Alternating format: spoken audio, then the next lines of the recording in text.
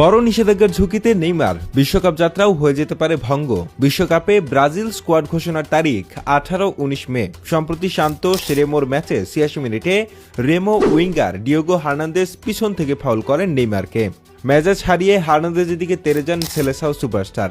ঘটে ধাক্কাধাক্কি এবং বাদানুবাদের ঘটনা। সতীর্থরাও জড়িয়ে পড়েন এর সাথে।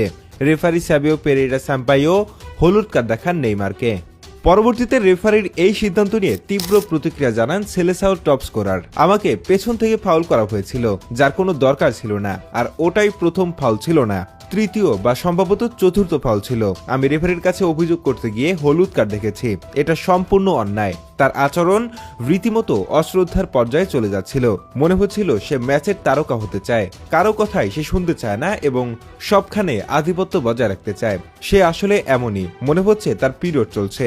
নারী সম্পৃক্ত বিষয়কে হেয় প্রতিপন্ন করার দায়ে